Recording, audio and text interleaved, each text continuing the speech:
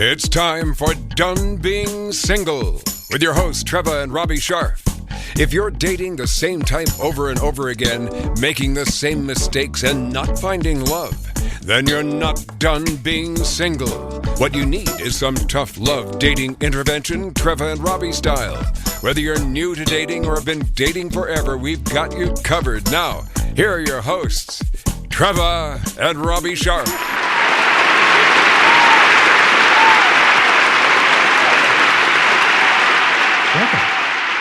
Welcome. If you hang out a little bit, you'll see us really make out. Really? No. Okay. But I'm trying to get people to tune in. So we start our shows with a kiss. Yes. One of these days we're going to And we end with a slug. Right. That's our post-production meeting. Pre-pro we kiss, and then Right. at the end when we wrap, Boy, I think we're getting better. we put the gloves on. We're getting much better. We are getting better. We are really getting much better. Getting into at the flow this. of this. Well, we do enough of them. Yeah. Well, it took us a little while to figure out. It took us? Yes. It took us. How's your took us? Very good. Thank you. It is very good. Yeah. Thanks. It's one of the first things I noticed about you. I know. That was what you said. Nice took us. Nice took us. When you put your hand down there, around there. Shh, they're not supposed to know what happened on the first date. Shh, I know. I left that out of my book. What? I took that out. Why? I'm writing a book, everybody. I mean, I wrote a book and it comes out in February 2023. I'm reading a book. It's we're editing it right now. Yes. Anyway, so there was on our first date, this is not in the book. We were making out, which was probably a no-no, a first date no-no. You should never do that. But we did. Do as we say. Because we were 51 and 57. 6. And we were kind of making out on our first date, and Robbie put his hand on my backside and said, Nice took us. Yeah. Very good. I thought it was cute. It was cute. It helped seal the deal. It's what it did. Early on. Yeah, I thought it was pretty adorable. Okay. Well, Okay. Anyway, back to how are you feeling? business. I'm feeling good. I feel good. Better than last night? Yeah. Okay. I had bad nights. Okay. Diarrhea. Diarrhea. Oh, we try to sing that. When you've got indigestion, heartburn. Right. What is it? Stomach. Upset stomach, Diarrhea. diarrhea. That's Maybe the we'll get Pepto to be a sponsor. That'd be great. That'd be good for you. Done Being Single, sponsored by Pepto-Bismol. Done having diarrhea with Trevor Brandon Sharp. I'm done having diarrhea. Very good. Okay. Imodium.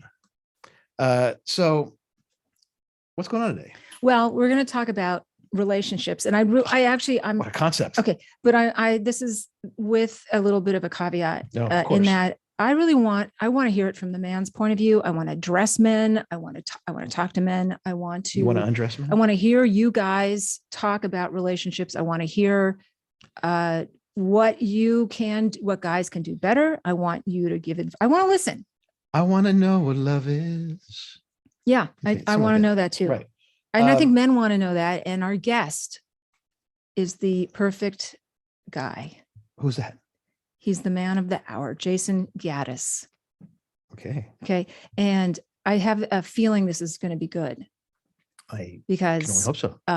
based on everything I know about Jayson, he's super passionate about what he does. He's extremely knowledgeable, very well educated in the field of relationships, which I'm fascinated with how anybody gets into the relationship business.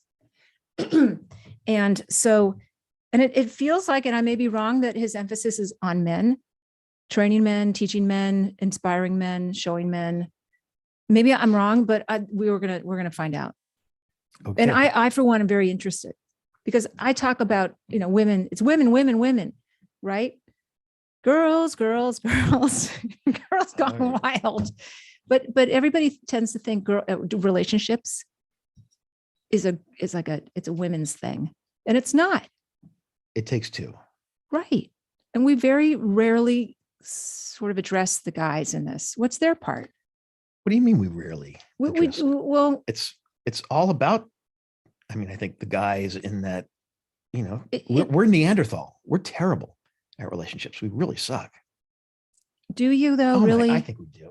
From my experience, not with me, but I think my experience in hearing other guys and seeing what they go through, I can, name those issues in, 10 seconds. Okay, good. Thank you. I'm glad you said it because I do feel that way. And maybe because I'm a woman but you know what? A lot of my dating coaching clients are men. So I can't be surprised. I can't act like, No, oh, I don't know that yes, it does affect men. You're not off the hook though either. Women are not off the hook. No. Because so there is a shared responsibility. No, but it is shared. It's an issue and men are struggling just as much as women. So with that said, okay, we're bringing Jayson on. Jayson Gaddis is an author, relationship expert, and coach who teaches people the one class they didn't get in school, how to do relationships. Hello, where were you when I was in school? Jayson leads one of the most in-depth and comprehensive relationship trainings and trains coaches from all over the world on how to be relationship coaches. Jayson has thousands of fans and followers over multiple channels. He's the host of the Relationship School podcast with over 4 million downloads and over 330 episodes. Wow. How many do we have? We're about 120. God, we are slacking. Yeah.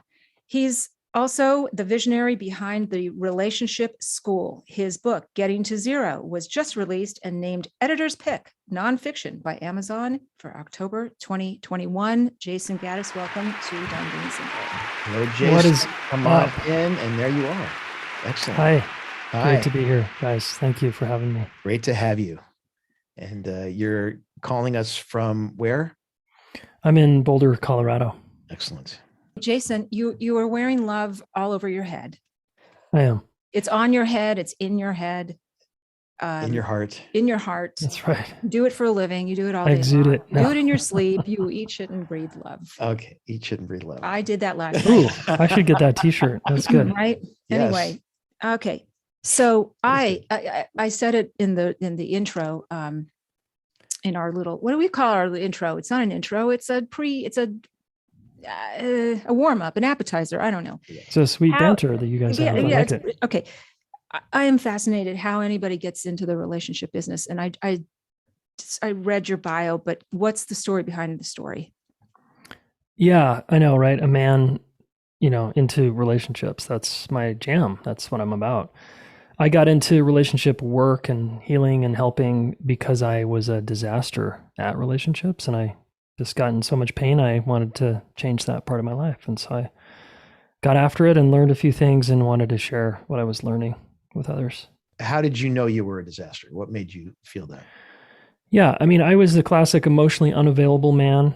The women I dated in my 20s in particular wanted obviously more from me, wanted to kind of crack the code of my wall that I was putting up.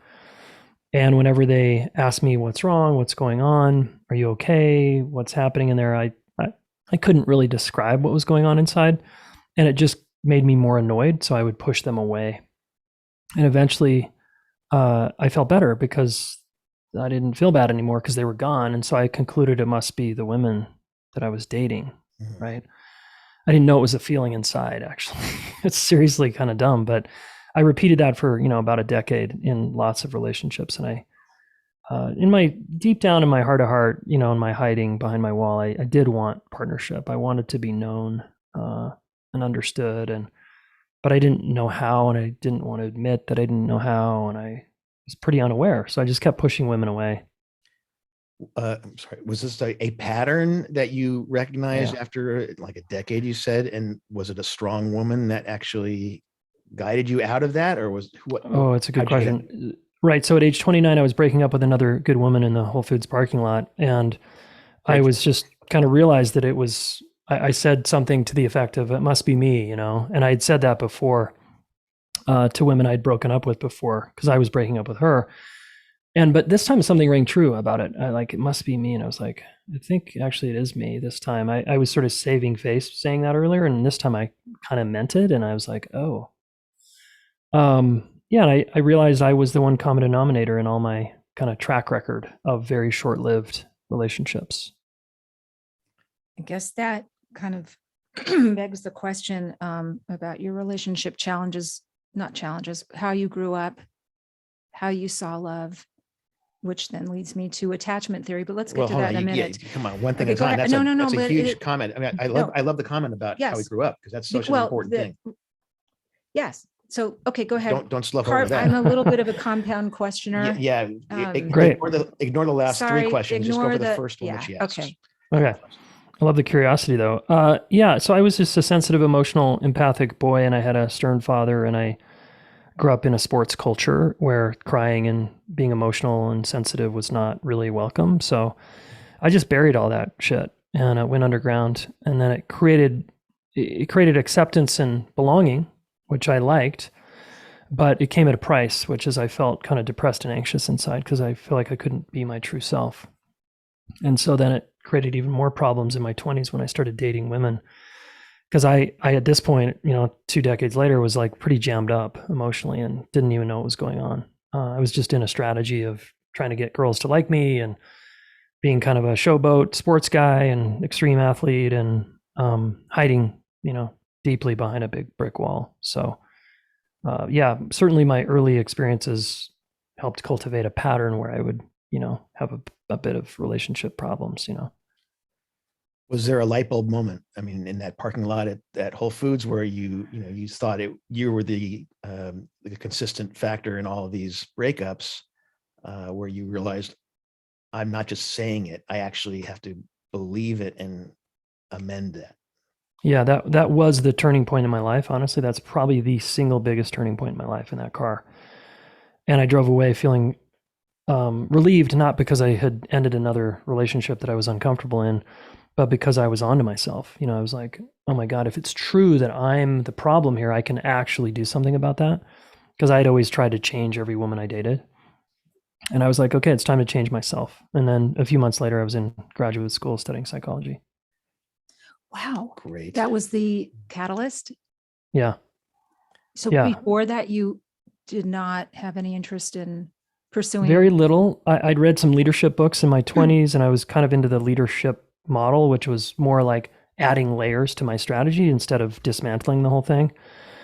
So I never had gone to therapy. I didn't even know what therapy was. In fact, when I looked for a program in graduate school on becoming a therapist, I found all these graduate programs for occupational therapists, and I didn't know what the difference was. I was that clueless. And then I became one. A psychotherapist, that is. In retrospect, did you have regrets of any past relationships that you broke up with because you weren't emotionally available at that moment? Once I started, yeah, totally. Once I started going to therapy and group and individual, and joined a men's group eventually, and got kind of really started waking up to all my issues, I started seeing the carnage, the trail of tears I'd left behind, and I started writing letters and taking responsibility for how I'd, kind of fucked up. Like apology type letters to some of these? Apology type letters, exactly. Ownership. I'm a big fan of ownership more than in the apology, but I included the apology, of course. Yeah, just saying, hey, I made you wrong, and actually you weren't wrong. That is heavy. I was just stuck and, struggling and didn't know how to talk about it. How'd it go over? I got some responses and some no responses. And the responses were very cordial and sweet. That's very brave. Very brave. Very admirable. And I guess it's also, it gives you the ability to kind of stow it. I mean, and feel good about it and move on, because you can't really move on from that until you acknowledge it, I guess, and get the acknowledgement from the other person too. So. Yeah, totally. And I also had to I had to kind of burn the black book, so to speak, and had to close some doors that one of my patterns was kind of leaving doors cracked open with exes just in case this one doesn't work out. And once I met my wife, she's like, no, I'm not having that shit. And so I closed all the exits. Very good. It's great. It's a great story. Yeah, I love it for so many reasons. Yeah. Number one, self-reflection is powerful work. Oh yeah. It benefits everybody. So not only did you gain from it, your self-reflection benefited the women in your past that you were able to circle back to and say, hey, this is what I've learned. This is who I am now. For whatever it's worth, I'm sorry. That's really heavy and great. And people Yeah. most people aren't willing to do that because it requires ownership, which is, oh my God, super scary. Sarah, it's scary, it's uncomfortable, and it means I'm wrong or bad or something. It doesn't mean that, but that's the meaning people make out of it, right? Our mistakes in our past. But I'm glad you mentioned self-reflection, because it's actually self-reflection and the ability to integrate and make meaning of our experience that builds secure relationships as adults. And that's researched. So if adults out there listening are not making meaning of their relational history and making sense of it and trying to integrate it, they're going to recreate the past as a way to try to figure it out, and it's going to be probably painful. So it's really important to self-reflect. I can't write fast. How has your self-reflection help you in your therapies with your clients? Oh, tremendously. Not only in my marriage and with my kids, but absolutely with my clients and students. That I often tell my own story, and I often include things I've learned about myself, and also like helping another person. I think there's, you guys probably understand, with working with people, there's something really satisfying about helping another person integrate a painful past relationship experience and helping them not make themselves wrong and helping them see the high side of the quote mistake and try to learn from it, right? Because they're going to be that much more strong and confident moving forward into the next relationship. So it's very rewarding. Yeah, I think it's so interesting that you found your own healing through learning. That's kind of how it works. I have found on my path to coaching that in my desire to want to know me, I get so much from my clients, and learning, the training, the certification process, everything that has gone into my career right now has really just enlightened me. I don't know. You know where I'm going with this. No, I have no idea. Jayson and I found our own healing through the pursuit of this line of work. I think that's what I'm trying to say. Yeah, a lot of helpers and healers. This could include doctors, nurses, acupuncturists, coaches, therapists. It seems to me, if we look closely and we examine their life, most of them had a childhood where they became the helper, right? With the depressed parent or the alcoholic father or the sibling that was struggling, and they became a helper from a very young age, and that's a superpower. It can become problematic in an intimate relationship. It can look like codependency, for example, which not everybody wants or I don't recommend, but it's understandable why people get into relationships where they're the helper in the relationship, trying to fix a kind of broken person or an addicted person. But it's even better as a profession, because it's like, you're going to do that, you might as well get paid for it and learn how to do it well, Okay, time out, because you bring up something very interesting about codependency and being a helper. And I don't think that's necessarily love. I think that's a sort of twisted a definition of love, because there is no love. It's just one person or two people kind of being unhealthy together. Agreed. I don't know. One person will usually suffer. In some cases, both people suffer. Yeah. And we can go ahead and answer that. And then I'm going to ask you about attachment theory, but go ahead. Yeah, it's just, it's the basic, my definition of a mutual relationship is I help you and you help me. A codependent relationship is I help you, but you don't help me. And it's very one-sided, right? And the codependent, unfortunately, is getting a lot out of helping someone. They get their sense of self-worth and value from that. So they stay stuck in relationships with people who don't want to do the work, or who have an addiction, or depressed, or really struggling to find a job or whatever. And they have all this pride and stuff with being the helper, but it leads to resentment long-term. They're eventually going to get sick and tired of that pattern. Yeah. It's, I call it death by 1,000 cuts. Right. Yeah, I like that. Exactly. So would you say that you did not have healthy role relationships growing up?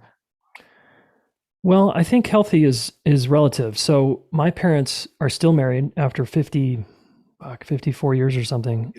Very impressive. And I think they have a great marriage for them. I would never want their marriage, but it works for them. They compartmentalize their issues. They kind of have bitterness that you can feel when you're around them. They throw each other under the bus all the time. There's sarcasm, but it kind of works. It kind of works for them. I wouldn't want it. And so I grew up with that kind of vibe. And, I was taught you never fight, fighting's bad. And that you just keep acting like you're fine and you kind of stuff your feelings and you move on. And that has a place, right, in this culture. But if you want a deep, beautiful, powerful, mutual relationship, it's just not going to get you there. You have to have places to let steam out.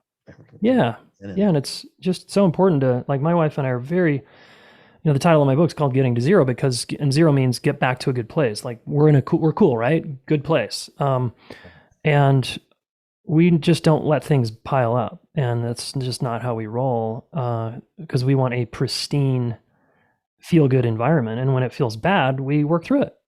We have, our tools, and we just try to get to the bottom of it. That is marriage. Yeah. Is this your first marriage?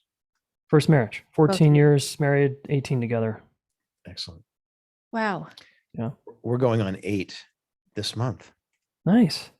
About 9 years. Early anniversary. Yeah. How about that? Huh? That's awesome. So Love you, Dave. I love you.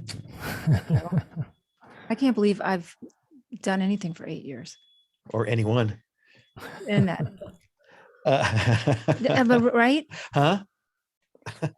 You and me both. No, but you've done long-term things. I'm not like even work. No, Trevor. No, that's not true. That is not You've true. had long-term relationships. No, not like, no, I was thinking about what I do work-wise. Oh yeah, but no, I right. was in the fitness business recently, before I became a life coach for 20 years. So that's long. Okay. But Anyway. In terms of relationships, you've had a couple, but nothing long. really No. long-term. Never lived with anybody. Yeah, no. So living with me as the first male that she's ever lived with, was quite, and it continues to be quite an education for her. I bet. About the male species, because she has no idea about it. And she goes, are all men like this? Are they all this gassy? Are they? Are all men gassy? Do they all leave their shit on the floor all the time? No, he's pretty good about that. Are all men gassy? Would you just please answer that question finally, once and for all? Oh, really? Here's the. Are all men? No, all men probably are a little more okay with being gassy. I wonder if women are as gassy, but more private, and men are a little more unapologetic there. Do you let it rip? Excuse me. Yeah, I do sometimes, especially with my kids. It's kind of a fun thing, but it's like daddy. It's only the dad that does that. Yeah, it's a cool dad that does that. But not around their friends. Probably. It's very immature, but I like being immature sometimes. Oh, well, Robbie is really 10 years old. Jayson, I had a question for you. Attachment. What is your attachment style? I'm secure these days, but when I get really triggered, I go into more of an anxious, ambivalent place, because that's what I grew up with. And your wife, is she? She's more avoidant when she's really stressed out. So an easy way to think about that is I'm more of the pursuer. She's more of the distancer under stress. Okay. Yeah. But we've gotten amazing tools now to move through that nervous, because it's like a nervous system pattern is what I like to help people understand, so that they don't make themselves wrong for their attachment style. And attachment styles are, by the way, very fluid, and mine changed. I used to be more on the avoidant side. I got married and I became more anxious. That's interesting. Yeah. I became I'm anxious with a little avoidant thrown in there. But wow, I have become very secure, except kind of like your wife in moments of anxiety. And I can just say, having my parents pass away recently, both of them really, my anxiety was off the charts. And it bled into my relationship, because I was so fearful. And I was so anxious and terrified, and also COVID going on at the same time, that, the whole loss thing was just triggering me. Yeah. like crazy. Yeah, that's a big deal, especially losing your parents. I haven't lost my parents yet, and so I don't know what that's like from personal experience, but I've helped people through that stage, and that's a lot to go Yeah, through, and it It does is it's, a lot. impact your primary but then relationship. anything can trigger your attachment style. Yeah. I mean, I have a dear friend right now Yeah. who's going through a breakup, and it's triggered everything from her past. It's all coming up. Yeah. And that's Everything. why, to me, it's so important to deal with your past, because otherwise, the more Correct. the years go by, it compounds, it stacks, and then your ability to meet it and deal with it gets compromised, right? The Okay. older we get. Yes. With that said, curious about your work with men, because men, as you said, are sort of wired or taught to not be sensitive, not emote, keep it down, hide it. How do you encourage guys to refine their vulnerability? Well, I often, guys don't actually come to me for any kind of help, right? Because they don't think they need any help. They'd rather kind of suck it up and see if they can figure it out on their own. It's a very guy thing to do. And then they wait until they're in tremendous amount of pain. And I'm similar. Like I ran on a bum knee for like 2 years before I went and actually got help. And now I have permanent cartilage loss because I was so stubborn, right? Mhm. That's part of the male conditioning. And so men won't submit to get help and support unless they're smart and proactive. But a lot of, I think, male culture is, the conditioning is so thick to kind of be strong and stoic and figure it out on your own and prioritize yourself over the relationship, because that's what boys are taught. Girls are taught to prioritize the relationship over self. So, generally speaking, so men have a steeper path relationally. And it's, to me, that if guys could just figure out one thing, which is how to describe what they're feeling inside and how to make room for their female partner's feelings, man, they would have such better intimate relationship lives. It'd be off the charts, so. Are these men clients part of a couple that come to see you, or are they individuals? Yeah, usually couples. Students that come train with us in our longer trainings, male and female, actually primarily women. But the men that come are just ready. They're like over their pattern. They're like, let's do this. I'm ready to change my life, and they're more secure in themselves to do that. But guys who aren't at that stage yet, that's a guy who's a little farther along and ready. A guy maybe a little earlier than that is, yeah, his wife or female partner is maybe bringing him, dragging him, cajoling him, trying to get him to couples counseling or therapy or coaching, or to read the book or listen to this podcast or whatever. And that guy, if he's, again, open-minded and willing, he can make a lot of progress. And then he's like, oh shit, yeah, I just need to, God, I didn't learn this stuff. I'm ready. And he'll figure it out. But the ignorant, kind of dumb guys make their lives miserable in hell because they resist. And they're like, I'm fine. I do too know what I'm talking about. I do too understand you. And they just defend. It's just like such a waste of time. Fascinating. Are you finding a pattern of certain characteristics of these men based on their age or their experience? I think I would say, I'm curious what you think too. I'd say younger men are a little more, like millennials and younger seem to me a little more open-minded here about relationships and relationship work and being a little more emotionally savvy. And I think that's social media driven. To be a little more emotionally intelligent is a little more hip. Men's groups are also a little more cool these days. So I think the older guys, guys over 40, 50 like me, I think they struggle a lot more and they're not as open-minded. You dealing with divorcees at that age? Yep. Because that's what we have found, is that people are, again, getting out of relationships in their 50s right now that have been married for 25, 30 years. We say that, I've always said that they seem to have been stunted when they got married at 25, right, and they get divorced at 55. They're looking for 26-year-old women. Not necessarily. Not necessarily, but the thing is that that was their last reference of being single, possibly. right. And I think sometimes it's probably hard for a guy getting out of a relationship to go with a 55-year-old woman or somebody who's age appropriate at that moment. That's not what they're thinking, but stunted in terms of emotionally and how to navigate. How do I navigate this single life at this age? Totally. Yeah. I'm curious what your kind of coaching there is as well. I think, again, if a guy's willing, no matter his age, that's what matters, to be a willing partner in relationship that's willing to learn, willing to apply him or herself to figure out how to communicate better, upgrade the tool set that you got from 25 years ago where you fell asleep in the marriage or whatever. That's really all it takes to have a good relationship. And, so it's like, can someone have an open mind at whatever their age is and be willing to learn? I think that there also has to be a baseline of worthiness that, because if you don't feel, if you don't feel worthy to begin with, that somehow you're not deserving of it, it's going to be really hard to find. And it's going to be true.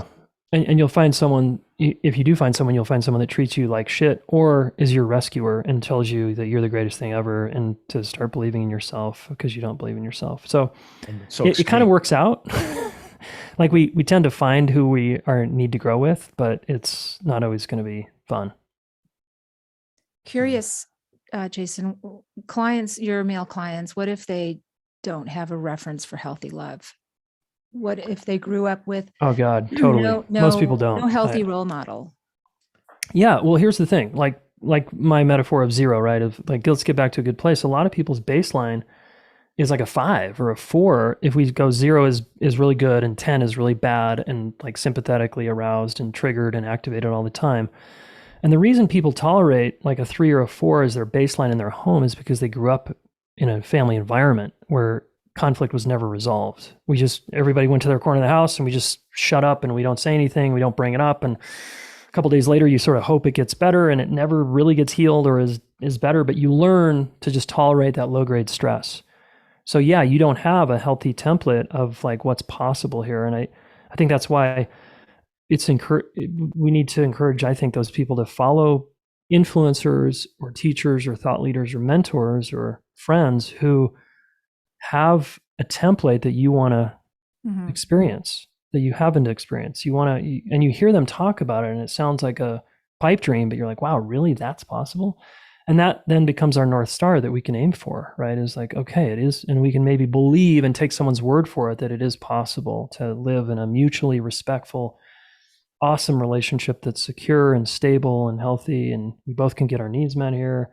I definitely know that's possible. It sounds so utopian to some people that we know. Right.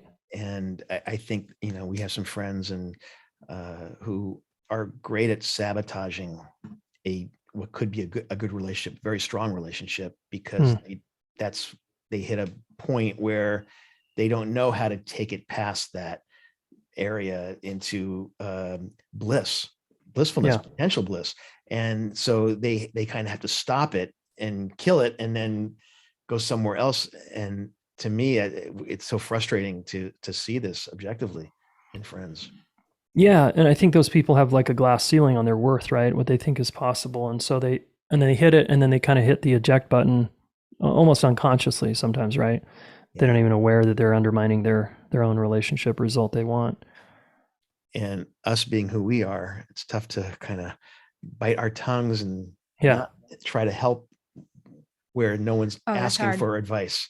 Yeah, I know that's a tough one, especially of us. If we're savvy about something, it could be math or music or in this case, relationships, and to see people suffer and not ask for help and not know how to get there is hard. It's hard to watch. To not be able to offer it freely and have it be accepted is also without, people thinking, oh, you're annoying. Shut up. Shame. Yeah. It's, Right. But doing good. What else? Okay.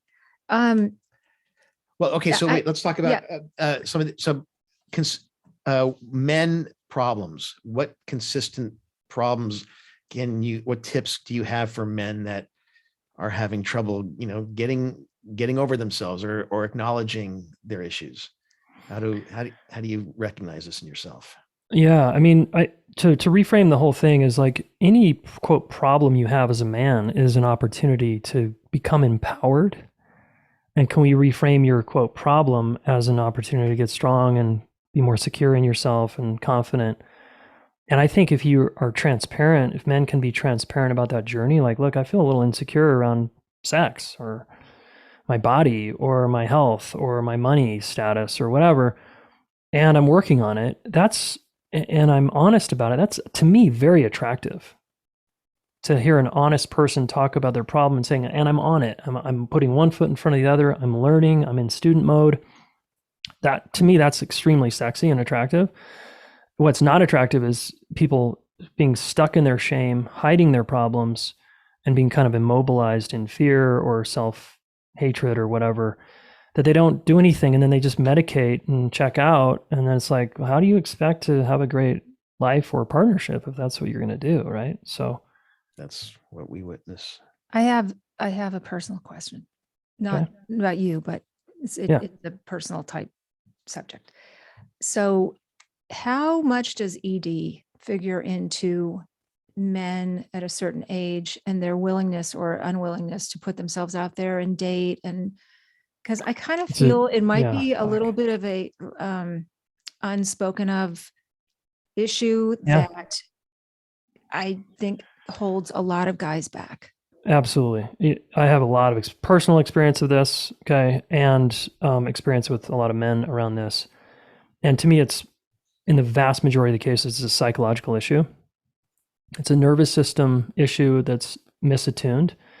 And guys think their cock's soft, and so they can't get it up, and then they make their body wrong, make themselves wrong, and then they go get Viagra or something. And that's, to me, that's such a shortcut and not the path you want to take if you want to learn about yourself. And just to back up and say, to answer your question, this is a big problem, especially actually with younger men. Mm-hmm. So I've read, so I understand. And part of that's the porn training, like this is how sex is and this is what sex looks like. And so the constant sexualization of women everywhere all day long on Instagram and everything else, guys have they start training their body and mind to behave a certain way, and then they get with a real woman and they kind of don't know what to do. And also there's an incredible thing that guys miss, that I missed for a long time, which was, how do I attune in a slow paced way to my female partner's body and breathe and pause and connect? Like, how do that's the foreplay that a lot of women want, is they want to feel connected to or connected with first, right? And that sometimes takes days. It's like how you treat a woman for days is like foreplay. It's not like, okay, I'm ready, honey, let's go. Although that's fine sometimes, but I think for us guys, we're just a little dense here. But again, there's this missing piece around the nervous system so I teach and had to learn to trust my cock, whatever it's communicating. And that changed the game for me, to like really like bow down to like my body's intelligence. So I call it erectile intelligence, actually. That's a very dangerous statement, though, because I think most guys grow up trusting their cock and not trusting their brain or their heart. And that can lead them in directions that are probably not beneficial. Okay, cool. That's a really valid point. And I'm talking about the guys who are struggling with ED. Right. And I had to learn to trust my cock, whatever it's communicating. Yeah. Makes just sense. To clarify there. Yes, good. Trust the cock. And a guy, again, if that guy can connect heart to cock and be in his body, that's going to be the best sex he's ever had anyway with a woman. And if she can be the same way, because she has her set of problems too. And again, it's all an opportunity. It's a crucible. Sex is a crucible for healing, for love, for learning about ourselves. It's, if we can just reframe the whole fucking thing and like be honest, I think it'll be better for everybody. Well, I do. I specialize in heart to cock resuscitation. I couldn't get that out of my mouth. You couldn't get me out of your mouth either.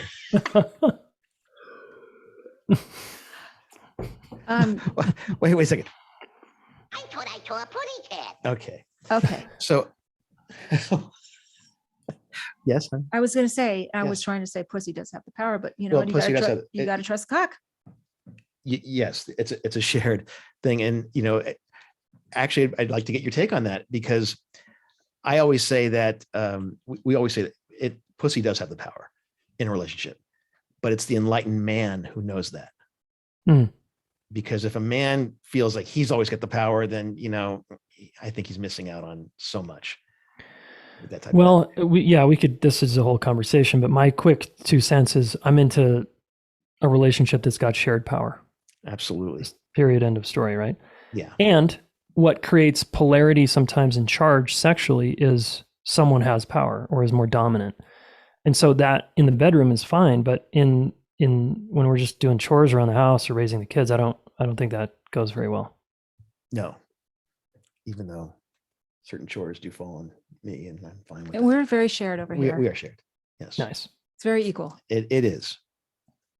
Yeah. So, but Yeah, shared power, I think, is essential. I mean, there's still a lot of guys, especially the older guys, in more traditional maybe generation thing of like the man runs the house. There's still people that are operating under that paradigm, right? Or the woman runs the house because she's the whatever. And it's Right. just like, how about we both, I don't know, can we both share power here? Yeah, that's an interesting. That's a whole other show. That dynamic 'Cause, you know, exists. I think Yeah. that in younger generations right now, the whole, I think feminism, and I can't even get into it right now because I think feminism is just ruining everything in a lot of ways for men. I think it's really, What's I don't know. I just, the alternative? I don't. Yeah. What is I it that think- what is it about feminism that's challenging for you?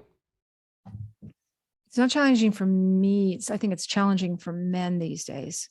In terms of This- the chivalry, ver- in terms of being able Yes, to open the car yes. door and not have a woman be Yes. insulted by that. Yes.